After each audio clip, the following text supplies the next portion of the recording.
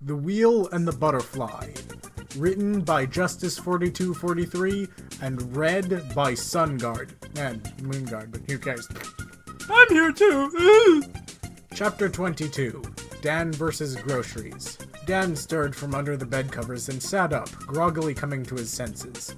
The bright California sun was shooting into his bedroom in bright strips of light through the space between his window blinds. Once again, he was surprised to find the other half of the bed empty, especially since his roommate had spent the night next to him tossing, whimpering, and waking him up to explain in gory detail the gruesome murder she got to play victim in her nightmares for the 7th night in a row. Pinky? He called out tentatively, sure the bathroom door would fly open and he'd be tackle-glomped again. Meow? Was the only reply as Mr. Mumbles trotted into view and jumped on the bed, a note of some sort carried in the mangy gray cat's mouth. Dan took the note and absent-mindedly stroked Mr. Mumbles as he read it. Ugh, she wrote it in her pink glitter pen, of course, and even dotted each I with a ridiculous heart. At least it's legible. I wonder how much time she had to put in to accomplish that Herculean feat. To the bestest, most super roommate in the whole wide world, went grocery shopping. Love, Pinkie Pie. P.S. Take a shower and brush your teeth, okay? And of course that last sentence warranted another giant gaudy heart. Well, at least she didn't draw a knife through it.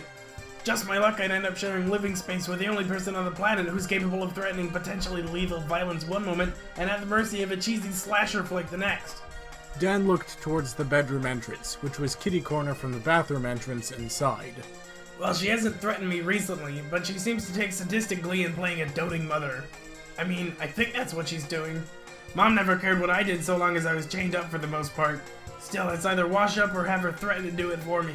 And if I avoid brushing my teeth, she's going to stand behind me and physically assault my mouth with that painfully spiky brush and burning mint-flavored toothpaste. I could just escape the apartment for the day. Of course, she'd probably just make me shower and brush my teeth when I get back. And I have been missing lots of high-quality TV with all this trying to avoid her. Dan grumbled irritably to himself. I can't believe she somehow made torturing myself in the bathroom the sensible decision. He walked over to his dresser and nabbed a change of boxers, some socks, a black jerk shirt, and jeans. Dan opened the bathroom door and stepped out into what was essentially the living room of the tiny apartment. His breath was still shallow from the self-inflicted torture of removing plaque.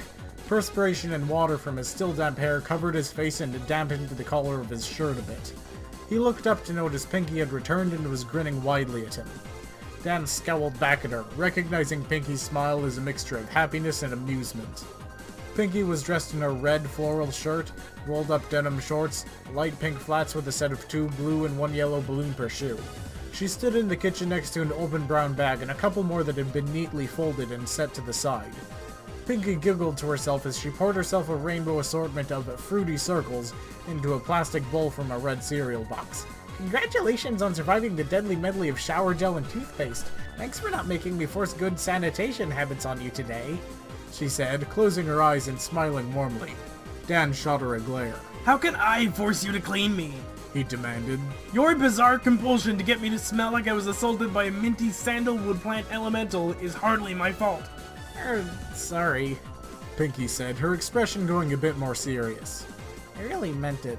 Thank you, she said with wide, honest, sky-blue eyes. Whatever, Dan said dismissively, walking over to the fridge. What do you get? Ooh, I got a cantaloupe, watermelon, some oranges, apples, lettuce, milk, and cheese. You stocked my fridge with poison and unnecessary food groups? Dan said as he threw his arms out to the side. I'm pretty sure fruits and vegetables are necessary if you don't want to die of malnutrition somehow, Pinky responded, putting a ponderous index finger on her chin as she looked towards the ceiling. Well, maybe I do want to die of malnutrition, Dan said, folding his arms. Pinky put a pout on her face.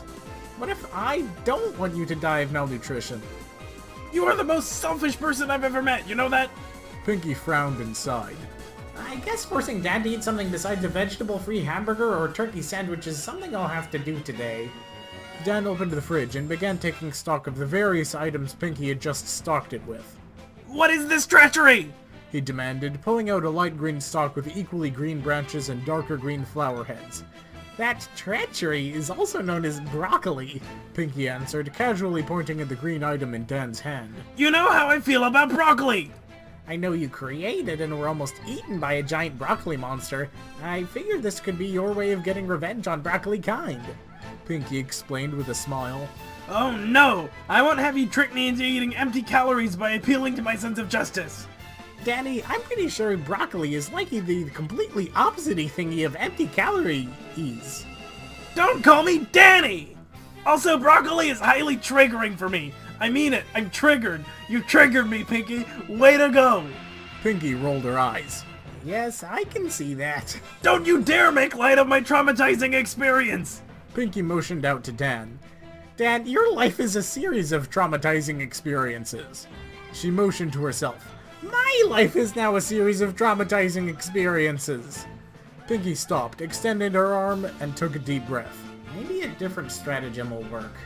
Dan, please eat some broccoli for me? She asked. She fluttered her eyelashes, puffed out her lips, and looked at Dan with wide, sad-looking sky-blue eyes. I'll eat it if you agree to eat some meat, Dan said, finally smiling, but not the type of smile Pinky was hoping for. Pinky's shoulders slumped, and her expression changed to a defeated look. Dan, you know I'm still working out my feelings on that.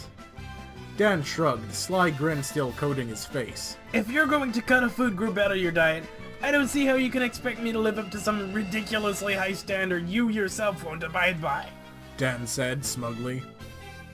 Pinky brought both palms up to her temples and ruffled her hair in frustration. Fine, don't eat the stupid broccoli, I'll eat it. No, I don't even want this thing in the apartment, Dan declared. He quickly opened the door to the apartment and lobbed the broccoli outside, nailing a cyclist in the face and causing said cyclist to lose control of his bike and crash into a red hatchback. My car! Dan exclaimed. He wheeled around on Pinky, accusatory finger at the ready. You did this!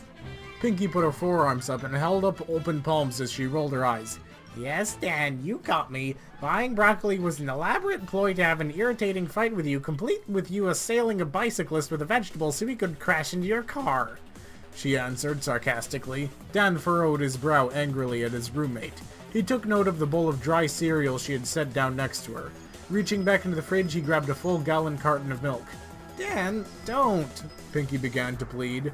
Without any hesitation, Dan lobbed 8 pounds of milky, plastic-wrapped projectile out into the street, hitting a second cyclist that had stopped to check on the first and knocking both cyclist and bike into the car while exploding milk over the pear and red hatchback.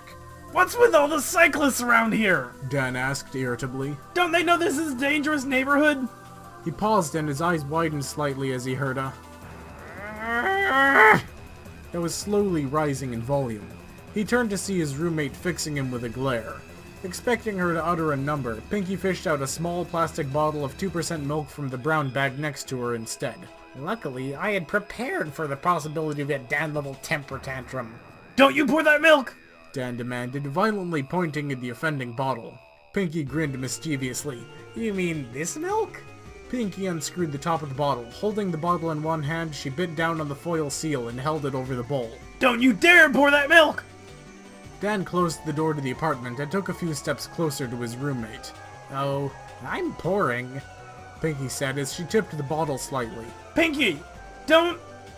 Without hesitation, Pinky poured 8 ounces of milky liquid onto her cereal. Dan uttered an irritated Gah! And held up his hands in angry claws at face level.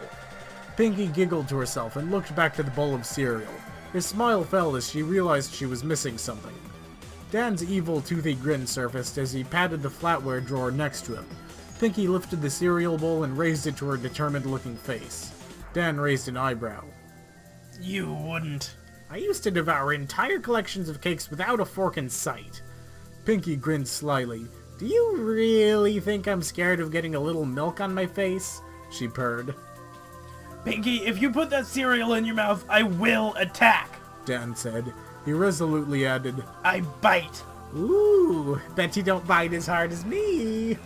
Pinky responded in a sing-song tone. Dan focused his emerald eyes on his roommate's sky blue ones. Pinky's teeth gritted. The two roomies had a tense step. Pinky buried her face in the bowl and began devouring cereal with an audible nom nom nom nom nom nom nommy nom nom, getting cereal and milk everywhere. Dan gave off an angry roar and charged his roommate. He was short but scrappy, while his roommate was a bit taller and equally scrappy. One tackle later, Dan, Pinky, and Moist Cereal were a heap on the floor. Dan immediately brought his milk-soaked body to its feet. Yeah! Unclean! He announced, running towards the bathroom. Dan, wait! Pinky called out after him. I didn't want to... fight. Pinky finished softly. The sound of the shower running emanated from the bathroom. Mr. Mumbles bounded up to the mess on the kitchen and began lapping up milk. Pinky sighed and surveyed the damage. Her shirt and shorts were covered in milk and cereal, as was the kitchen. It would go down in apartment history as one of the cleanest battles the two had ever fought. Dan threw open the door and emerged, fully clothed and sopping wet. He angrily trudged towards the apartment door. Dan, stop! At least let me... say sorry. Pinky finished softly. Meow. Mr. Mumbles said, looking up at Pinkie Pie with large green and black eyes. Pinky sighed and bent down to take the cat into her arms, Mr. Mumbles purring in response. They'll come around, she assured to herself as much as to Mr. Mumbles. Mr. Mumbles licked at the milk on Pinky's face in response. Pinky giggled as the rough cat tongue dragged across her cheek. She thought back on something Dan said earlier. Meat, eh? She said to herself. I wonder if Twilight... Dan ran towards the stairs, slipping on his wet socks as he descended, and tumbling half a dozen steps before landing hard on the concrete below. He raised to his feet, balled his hands into fists, threw his arms into the air, and shouted at the heavens, Roommate!